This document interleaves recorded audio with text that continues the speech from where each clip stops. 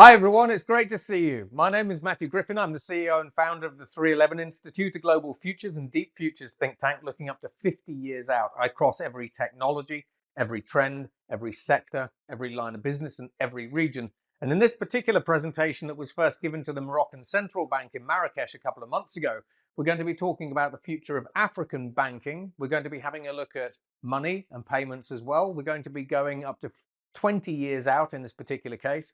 However, a lot of the things that I'm going to be showing you actually apply to the tier 1, tier 2 and tier 3 banks anywhere in the world. Now, when we have a look at access to mobile financial services, over the past 10 years, we've seen over 1 billion people being included into the financial services community simply because they have banking on a smartphone. So we always have to be thinking about the so what. It's all very well to have a look at what new technologies and new ways of thinking can do basically for society, but fundamentally you've got to be pulling it back to the need, the so what. Why should we care? So let's start going through some statistics. Now, when we have a look at people in Uganda and we compare people who have access to financial services and people who don't, then people who have access, typically 43% of those people have emergency savings. For people who don't have access to mobile financial services, only 28% of them actually have emergency funds available to them. So that's quite a decent difference right there. Now, when we have a look at things basically from a small business perspective, small businesses with access to mobile financial services, 30% more likely to take out a loan. Now, those loans can be used to invest in the business, invest in inventory and growth. However, in addition to that, 60% of SMEs, and this is in Ghana, Kenya, Nigeria, and South Africa, these surveys basically have been done recently. 60% of SMEs who have access to mobile financial services actually report being able to get access to more customers. So these are all good things.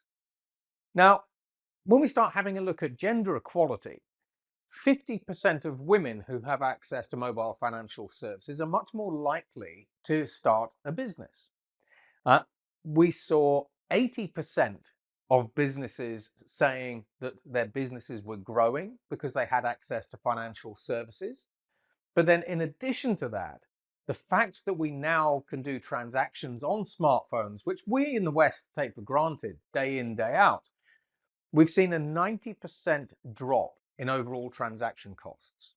Now, depending on the country that you're actually in Africa, cross-border payments can suck up to between 10 to 15% of your overall payments. So a 90% drop makes banking on the one hand more affordable, but this also represents the reduction in friction basically between different payment systems, different countries, and so on and so forth. However, when we have a look at the digitization of the banking experience, of course, fraud comes with it. So 63% of people in South Africa have experienced fraud and cyber attacks. 70% of people in South Africa have been targeted by fraud, by financial-based scams. However, in Nigeria, businesses that have been using mobile banking services, as well as the banks themselves, in the past 3 months alone, have seen a 276% increase in the number of scams. So that is off the charts. And being honest, I'm worried about these numbers because as we digitize throughout Africa, unless we are doing proper consumer education, these scams, these frauds are only going to increase, but they're also only going to become more and more successful, especially as we see the rise of generative artificial intelligence being used in things like phishing scams, for example. So when we have a look at the bank of the future itself, though, every single bank that I talk to says this: we put our customers first. They don't. So let me unwrap that. Every bank thinks they put customers first. However, When was the last time that your bank made you rich, or even richer?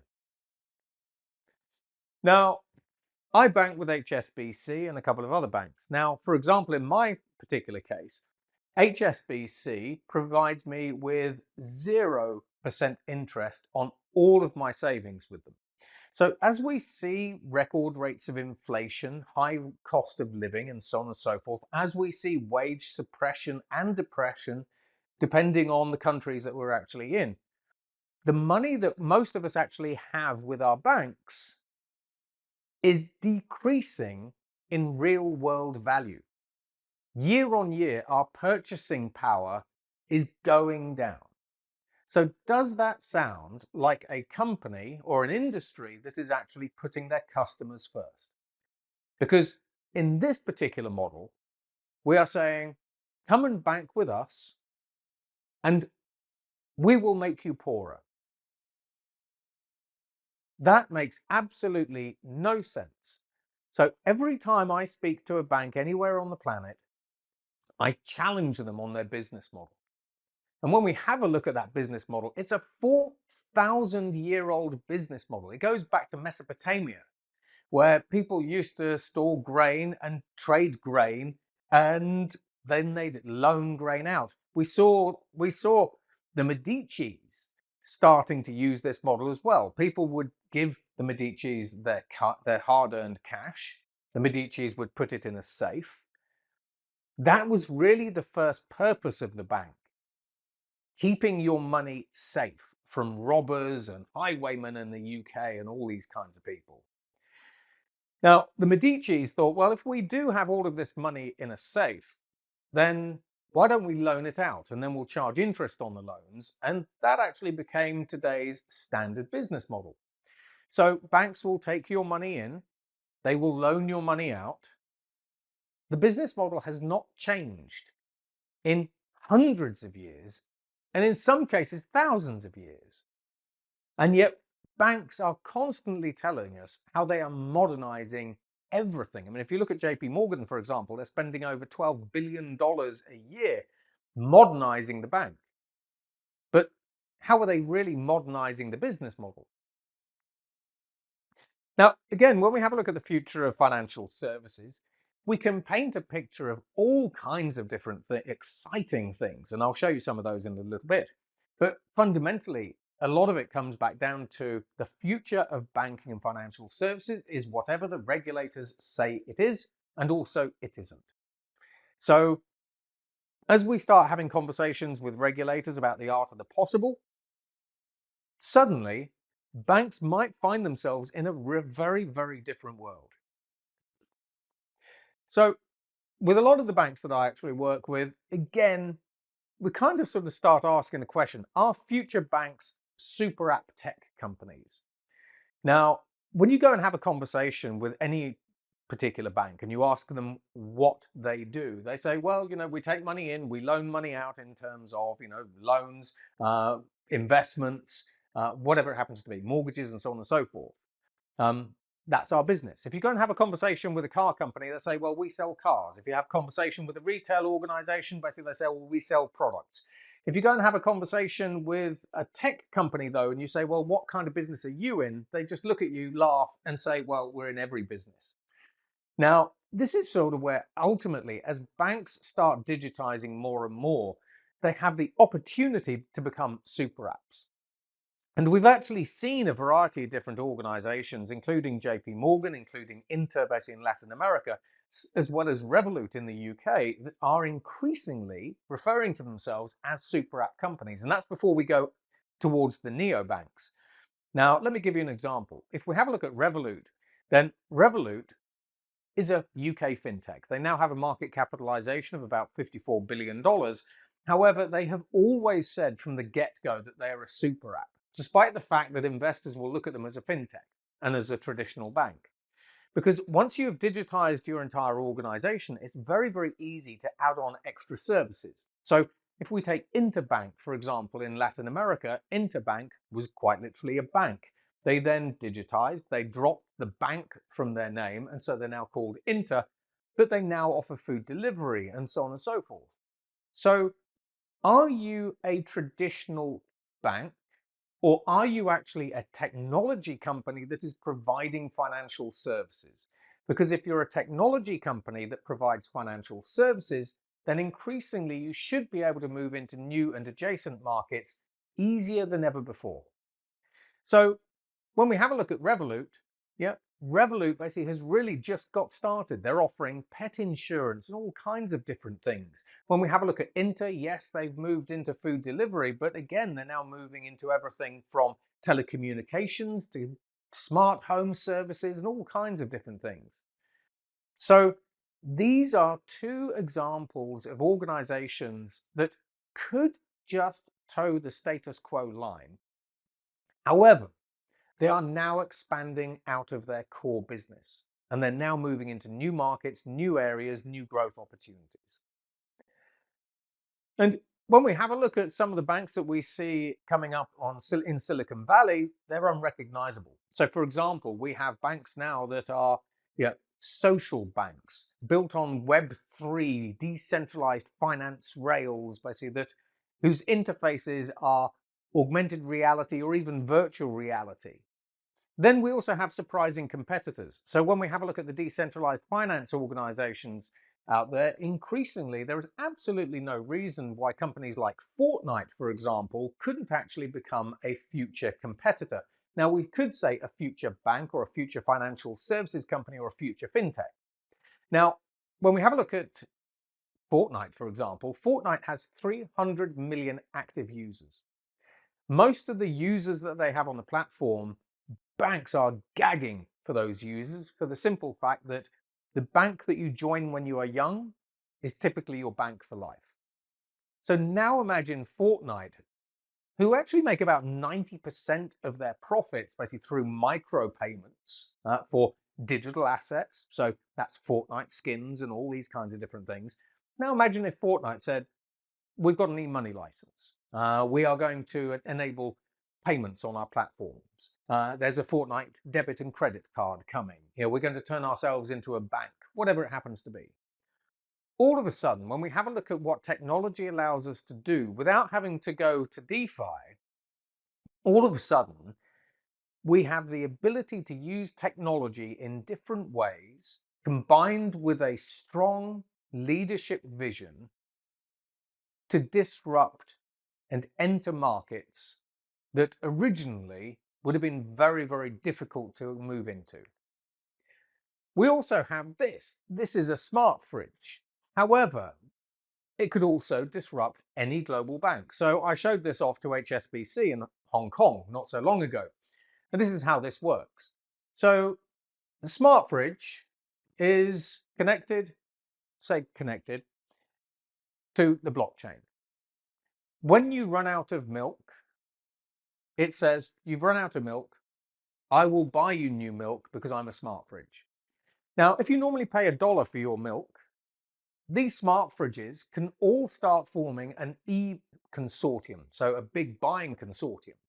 If 1 million people have run out of milk, these fridge consortiums can now go to organizations like Sainsbury's, Carrefour, etc., Walmart, and say, we want to buy 1 million pints of milk. We normally pay $1 per pint. Whoever gives us the best deal gets the deal. Now, imagine this. So Walmart says, well, okay, tell you what, in order to fulfill the request, we will sell you milk now for 80 cents. So the fridge has now saved you 20 cents and you get your milk delivered as you normally would in your groceries. However, your fridge now says, what would you like me to do with the 20 cents? Would you like me just to leave that in your bank account? Or would you like me to invest it? Bearing in mind that with some of the latest artificial intelligences, we're seeing the rise of robo-advisors. And in some cases, for example, in the United States, we've seen some robo-advisors making 64% returns on investments. So you choose to take that 20 cents and get the robo-advisor to invest it in a high-risk fund, for example. Years down the line, that 80 cents is now significantly larger. But it's not just 20 cents, sorry. It's not just 20 cents on your milk that you've saved. You could save 20 to 30% on your groceries. We calculate that using this particular business model, in the UK alone, a smart fridge could disintermediate your local bank and end up with about $360 billion in cash by the end of the year. So the combination of Web3 technologies and artificial intelligence, in this case, gives us a prime example of how something as random as a fridge or a kettle or a washing machine or a dishwasher or any connected device could disrupt your bank and global banking. Now, when we have a look at the problems that fintechs have, the vast majority of fintechs will build the products that they want to build. They will be neobanks, they'll be digital native and all that kind of stuff. But getting a regulator's license, for example, with the UK FCA, typically costs about £1 million. And it's a huge book that you have to give to the FCA. With organizations like Railsbank, which is a Web3 blockchain-based rail, you can simply tap into global banking with 5 lines of code. So when we have a look at organizations like Railsbank that are providing financial rails, new kinds of financial rails basically to the planet, all of a sudden we can see more fintechs emerging. The cost of them getting access to global banking falls dramatically, which means we see an increase in the amount of competition, and we also see them grow faster than they otherwise would. Fast forwarding, we see Bank 5.0. Now, Bank 5.0 is kind of no particular surprise. It's built on cloud computing, it's built on open standards, it's modular computing, it's API connections, and so on and so forth. Using artificial intelligence, the service that Bank 5.0 actually provides you is highly personalized. We start using time series artificial intelligence to predict what you are going to do next, what you're going to want to buy next, and so on and so forth. It can be fi digital. We've seen this with organizations in Australia, for example, where we're starting to merge augmented reality basically with credit cards. But it can also be semi-autonomous. So the vast majority of banks today are really automated. They are digital by design. They use robotic process automation, and so they're automated. But as we start moving to Bank 5.0, where we see increasingly sophisticated, smart, intelligent, capable artificial intelligence that has its own agency and autonomy to do things, we start seeing banks becoming semi-autonomous. As we have a look at Bank 6.0, a little while ago I was in Saudi Arabia, and I'm going to be back there again in a couple of months' time. In Saudi Arabia, with a social development bank, we used artificial intelligence, and it was a standard foundation model, not agentic artificial intelligence.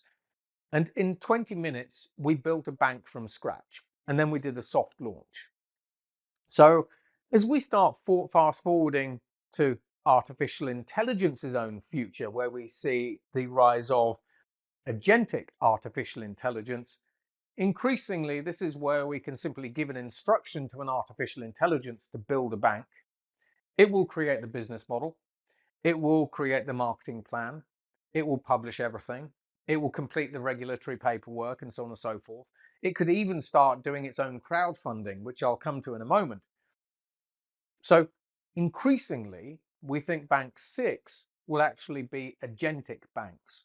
Now, agentic banks are quite different to Bank 5 because whereas Bank 5 has a traditional banking core, agentic banks could actually end up aggregating lots of decentralized finance services together under a sort of distributed autonomous organization structure and model. So this kind of bank, Bank 6.0, which we're starting to be able to create this now, but really it's going to get easier to do by the end of the decade.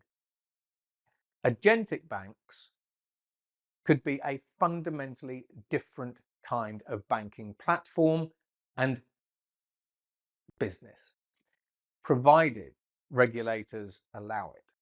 And in some cases, we're seeing the technology racing away so fast that people are building these things and the regulators have no idea these things even exist, let alone how to monitor them, let alone how to regulate them. Now, as we start getting to Bank 6.0, increasingly, basically, these banks basically are going to be based on quantum cores, and they're going to have what we call OpenAI rails. Now, if you imagine OpenAI as a company today, so OpenAI is the company that's behind ChatGPT and these other kinds of platforms. If we get to the point where we can simply ask an artificial intelligence to build a bank for us, bearing in mind that at Harvard we asked artificial intelligence to build 70 businesses for us and it did by itself, autonomously. If we are using agents to build our bank, and those agents are from OpenAI or Microsoft or whatever it happens to be, then does this mean that OpenAI as a company starts becoming the banking conduit, the banking rails, and ultimately the banking core? So this is where we start seeing the potential disruption to traditional enterprise banking applications and systems that we have today. Now, of course, as we start using artificial intelligence more, basically within bank operations, it would make a lot of sense to have fully autonomous compliance. Now, when we have a look at the burden of compliance on most banks today, most banks I talk to say that they spend about 10% of their revenues on being compliant. So we have huge teams. Those teams are only getting bigger as we see more and more regulations coming through for a whole variety of different reasons. So when we have a look at things like Governance 2.0 or GRC 2.0, this is simply where we see a way to use artificial intelligence to do inward auditing, so internal and external auditing, transaction management, automated settlements, for example, and simply stick all of that information onto the blockchain. And if we have regulators that are also plugged into the blockchain, then via smart contracts, we can simply have automated compliance. Now, we're seeing the very early stages of autonomous regulators emerging in the UK with the FCA, who are starting to use machine learning to offer more automated, verging on autonomous compliance to fintechs, but then also in Japan. And we've also seen autonomous compliance starting to come through in the US, although it's with the FDA, so the Food and Drug Administration, for the real-time approval of new artificially intelligence created drugs. So when we have a look at the future of bank compliance and regulations and GRC, we're doing some interesting things, but we've only just started. And when we have a look at the UI, I typically argue that we kind of have three sorts of banks, shall we say, today. We've got traditional banks, Bank 4.0, 5.0, whatever you want to call them. We've got fintechs, basically in neobanks, and fintechs I just think of as being regular banks just with a digital core and a fancy front end. I mean, let's face it, we're still talking the same fundamental business model for most fintechs and most banks. Then we have decentralized financial services organizations, which I think are sort of more aggregators. But ultimately, when you have a look at the user interface on your smartphone for your bank, they all look the same. When we have a look at PFM systems, yes, you might bank with a bank that says you spent $30 basically this week on McDonald's or $300 on furniture or whatever it happens to be, and that you've got X, Y, and Z bills coming out and you're either going to have enough money or you're not going to have enough money. But fundamentally, the bank interfaces haven't really changed too much in the past 10 years. However, why can't we have banking interfaces that are conversational? Where you talk to your bank, you just simply ask it questions, whatever questions you want. Generative. Now, when we talk about generative user interfaces, this is where, for example, generative artificial intelligence today is able to rewrite its own code, create generative applications as they're known, and so on and so forth. So why couldn't generative artificial intelligence on the fly redesign your personal user interface so that my interface is different to yours, and so on and so forth, depending on your own circumstances, experiences, skill levels, requirements, and so on and so forth. So generative user interfaces are dynamic and adaptable interfaces that we're starting to see the very, very early signs of with, for example, organizations like Microsoft. But this single thing lets us get away from these static PFM interfaces that we all know and hate. And then, of course, virtual humans. If we can talk to an artificial intelligence, basically, then why don't we just talk to an artificial intelligence with a face? So when we have a look at digital humans, increasingly we have digital humans with neural network brains where it's almost like talking to a real person. So I still think there's a huge amount that we can do to fundamentally reinvent the banking UI. And here's a little example from TikTok.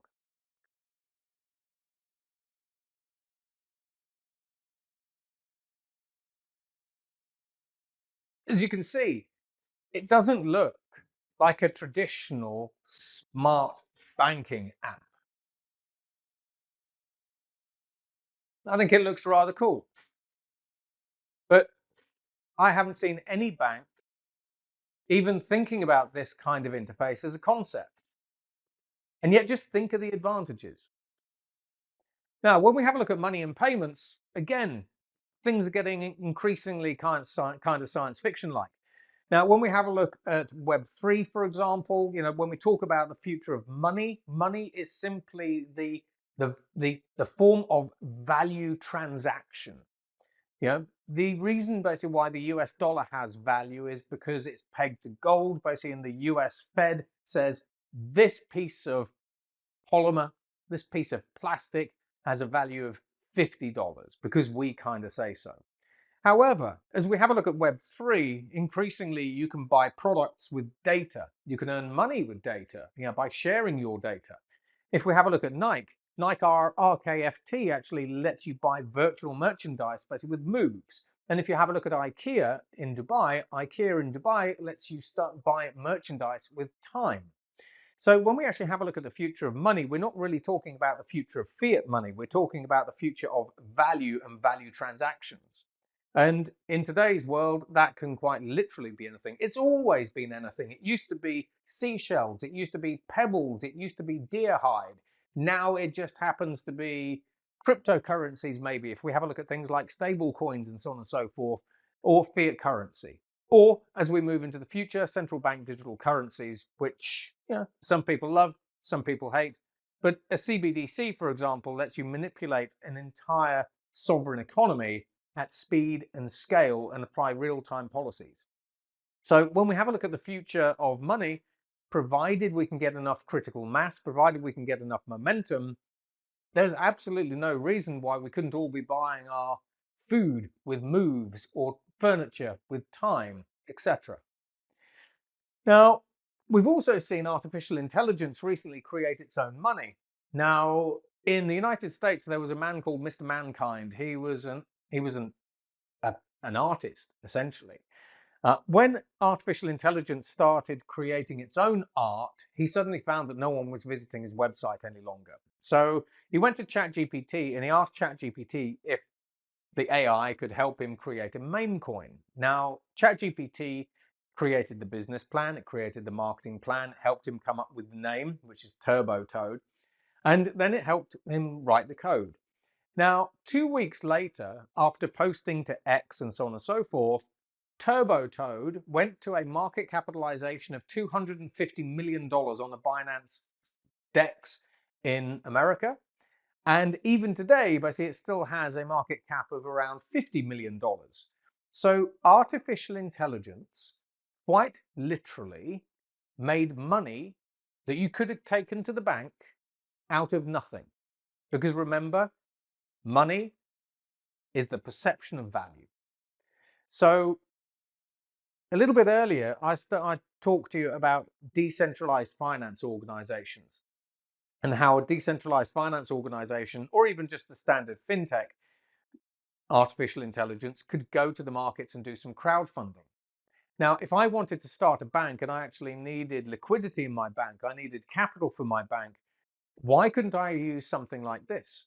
Why couldn't I use an artificial intelligence to create a new cryptocurrency, send the cryptocurrency to the moon, as we recently saw with the Gotius Maximus crypto coin, which went from $0 in dollars in value to $657 million in value in 2 weeks, because it got pumped up by an artificial intelligence, and mad artificial intelligence, no less, from a company called Infinity Rooms. So there's a whole story behind that, but I won't bore you with that for the moment. We'll save that for another time. So increasingly, I have new ways to raise capital, investments and funds, basically, for whatever bank, whatever business I actually want to scale up and kick off. Now, when we have a look at payment trends around the world, Generation Z, 71% of people have credit cards. However, when we have a look at Gen X, 45% of Gen X actually have credit cards, and increasingly they kind of favor buy now, pay later. So we see these intergenerational shifts when we talk about payments. However, when we actually have a look at the latest patents that are coming through in the mobile banking world, this is kind of how they break down. So about 50% of patents at the moment basically are for mobile banking, crypto, blockchain, and NFC. However, then about 30% are of patents that we see globally, especially led by the Chinese, obviously. Those patents are cross-border, security-related payments, so think banking security, so biometrics, that kind of stuff, and wallets. And then the rest is peer-to-peer payments, point of sale, and bank transfer patents.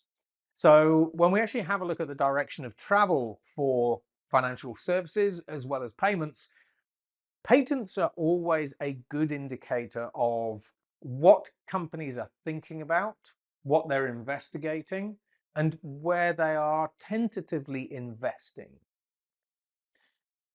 However, as the world starts getting more complex, as we start moving from the American hegemony basically to a bipolar or multipolar world, we're actually starting to see an economic decoupling of the world.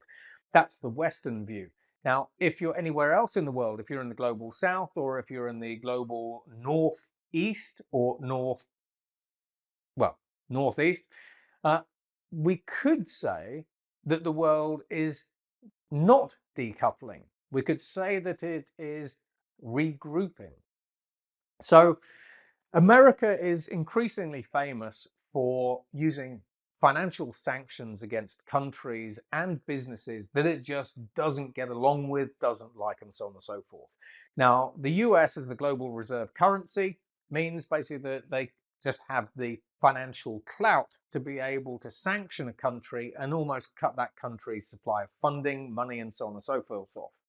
So increasingly, we're seeing new ACH networks. We're seeing the BRICS bridge. So when we have a look at BRICS Plus is now starting to create a rival to the SWIFT network, so they can all trade with one another. And if America sanctions them and kicks them off the SWIFT network, then they just don't care. We've seen BRICS Pay being vaulted basically as a replacement to the US dollar. However, there's lots of debates about that. We have SIPs, we've got RTGS, we've got RTC, we've got real-time payments in Brazil. So real-time payments are doing very nicely in Brazil. That's a completely different payment rail. We see SEPA and SWIFT, obviously, and then in India we see UPI. And when we have a look at UPI, for example, as a payments rail and as a payment system, it's very, very successful. So increasingly, we're seeing different countries around the world embracing what we call financial sovereignty. So this is where they are creating new rails, new economic systems. This is where they are prioritizing different currencies to try to ensure that in the event that they piss off America, they are not going to be as hurt by sanctions as they otherwise would be.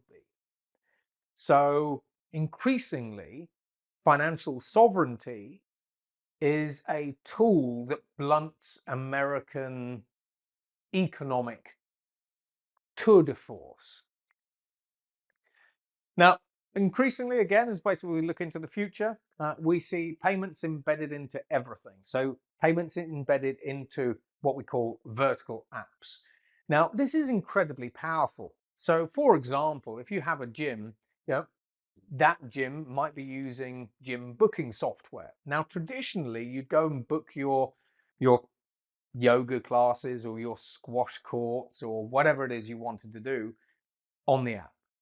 However, as these apps include banking or payments basically within the apps, all of a sudden now that little business can start selling you things on the app. So that's good.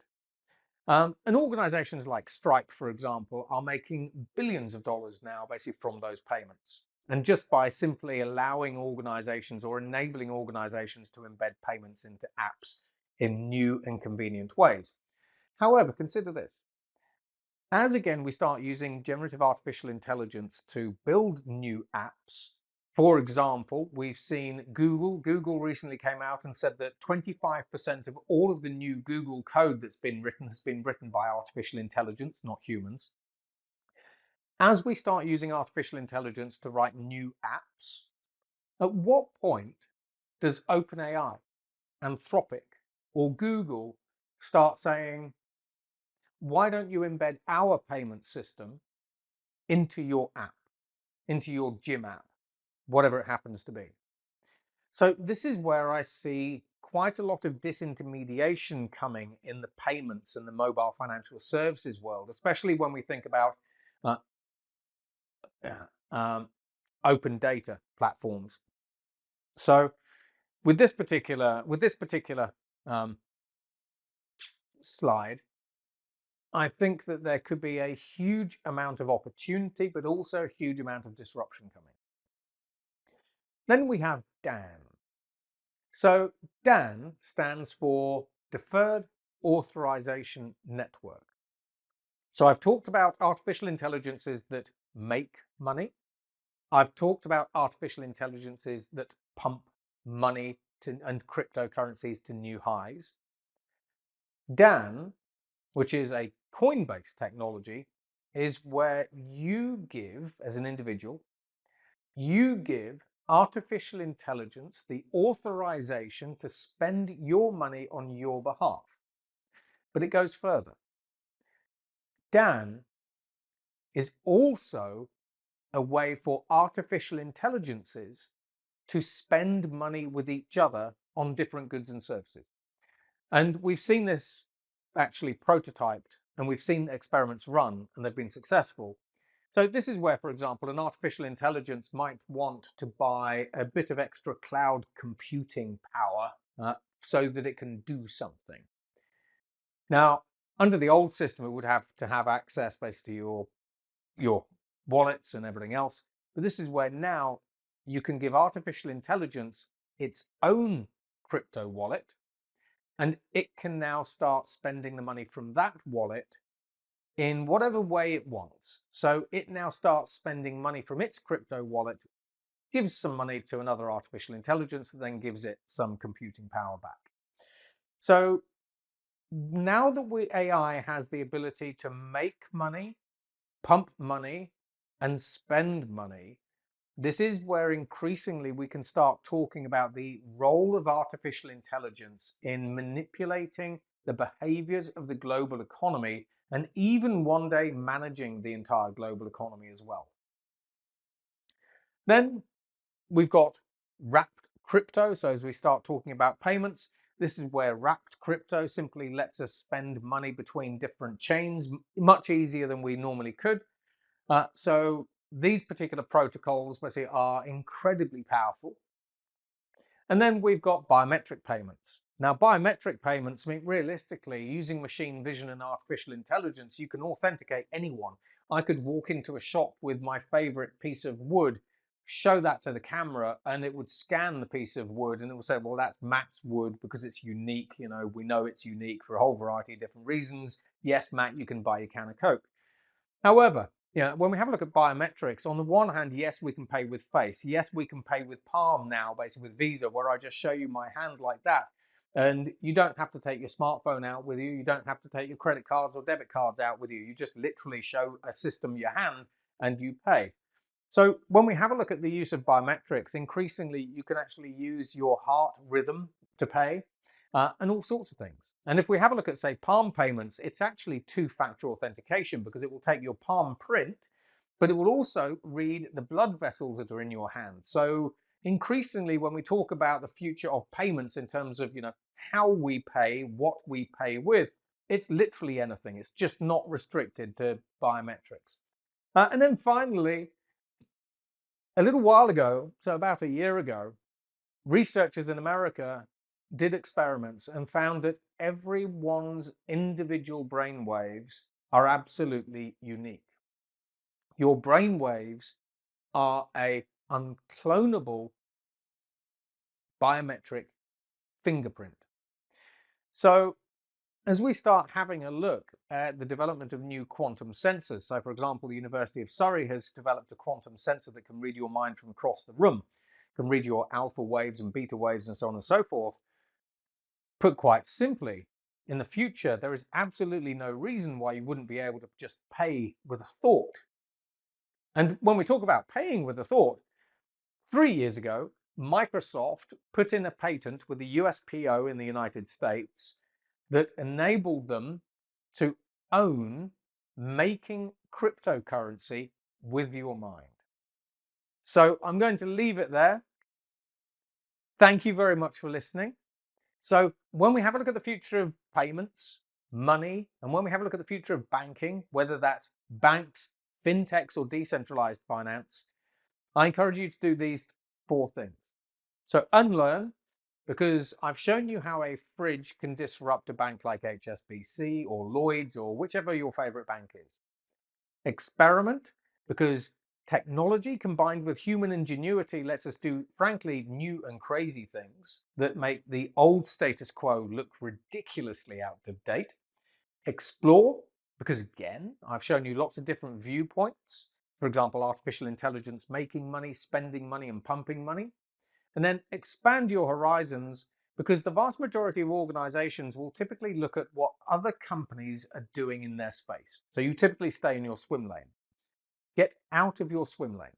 So, for example, as we saw with Revolut, as we saw with Inter, they could have just stayed as regular fintechs, regular banks. However, they expanded their horizons, they looked over the fence, saw that there was some green grass, and decided that they wanted to go and play on that side of the fence as well.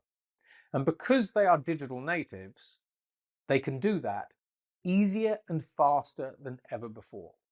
But fundamentally, as we have a look at the act of digitization, I also argue that we are moving into the post-digital age, because as we saw with Bank 6, for example, increasingly we are moving from digitizing the bank to embedding smart, sophisticated, autonomous artificial intelligences basically within, shall we say, the core banking infrastructure, which then means that increasingly you are building a brain within your bank.